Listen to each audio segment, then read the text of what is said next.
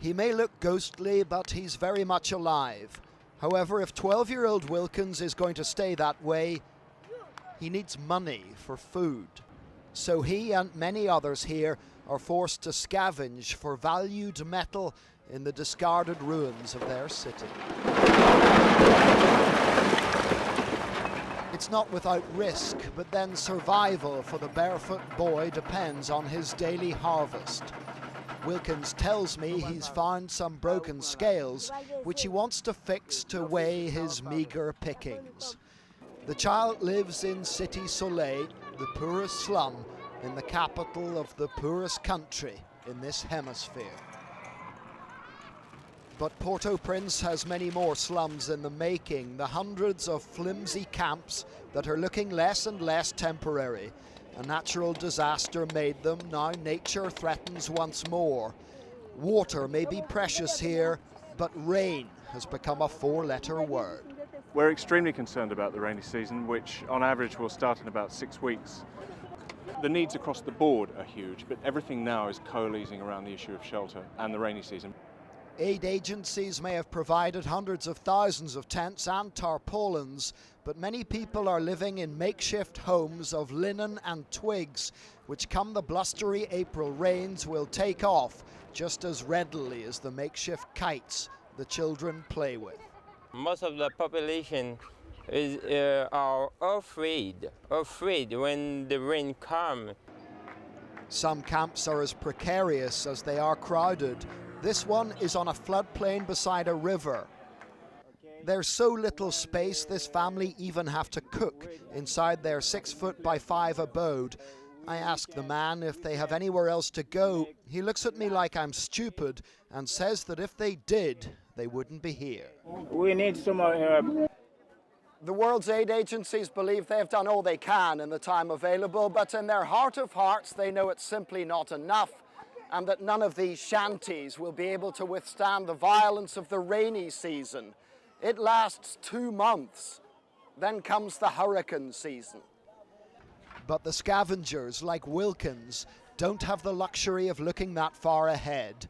He'll be washing off the dust of his broken city again tomorrow.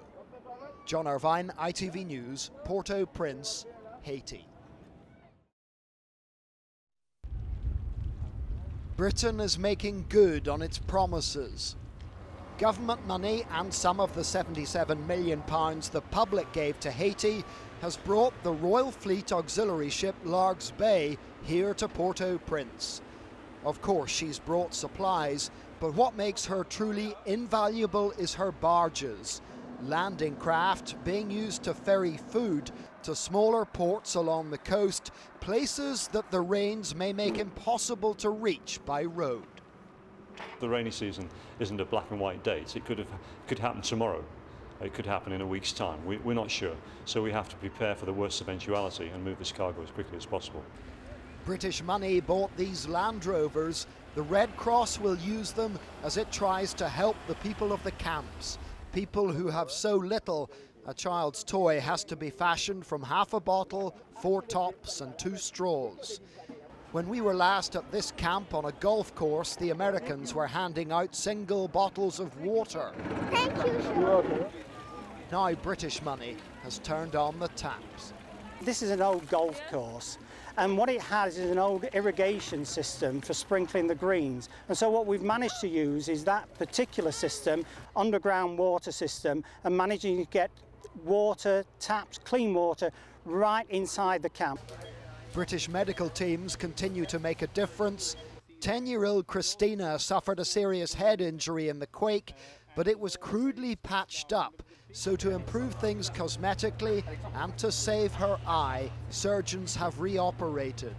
There are many more Christinas still out there. Every day there are at least 100 new patients seen at the gate. Despite all the help they're getting, Haitians are worried about the outside world's long-term commitment. Is the international community going to be satisfied helping to put this place back the way it was, which, let's face it, wasn't very much? Or is there a more ambitious plan? Only the Americans can answer that. Their considerable military presence is reducing, but the US ambassador insists that does not denote waning interest in Haiti's plight. This is a country that is close to us, with whom we have long relations. Given the magnitude of this disaster here and the needs, personally, I don't see us walking away from that commitment. But the Haitians must also help themselves, and they are. These children are being encouraged to play, learn, and smile again.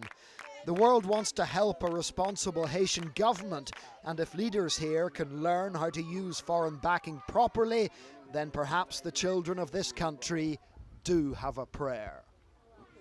John Irvine, ITV News, Port-au-Prince, Haiti. It's as if nature is taunting them. An overnight aftershock means this is an open-air hospital once more. What a terrifying reminder the jolt must have been for the children who bear the scars of the shattering January earthquake that brought them here in the first place. What must have gone through the mind of little Angeline, who spent 5 days in the rubble before having her leg amputated? It's heartbreaking for the people. It's so stressful.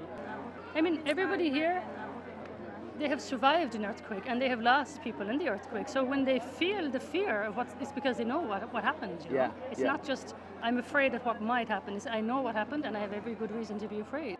It's a dreadful situation that you can't even feel safe inside a hospital. Oh no, there's no place to feel safe now. I mean, we talked about it at Mass this morning. There is no guarantees and there's nothing certain. And there's nothing safe. How can you be safe? Because we don't know what's happening underneath the earth. And it keeps coming back. It's finished, and then it comes back. And they're not little tremors. I mean, they were big tremors. The whole place shook. The child beside her is 2-year-old McKindy. We filmed him shortly after the quake that cost him both arms. He looked haunted back then, but he's now doing well. He's doing very, very well. I mean, look, he's kissing. Petit beau. Bravo, bravo, petit machino. And he started to walk. Just last week, he started to walk by himself. He's been in hospital quite a long time. Well, he would have been sent out. He could have been discharged, in fact, but he had no place to go to. The earthquake created thousands of Haitian amputees. Gina Herity is responsible for several dozen special needs children here.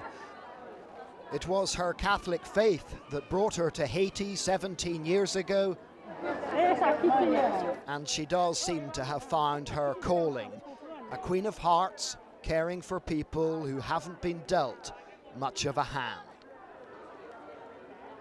John Irvine, ITV News, Port-au-Prince, Haiti.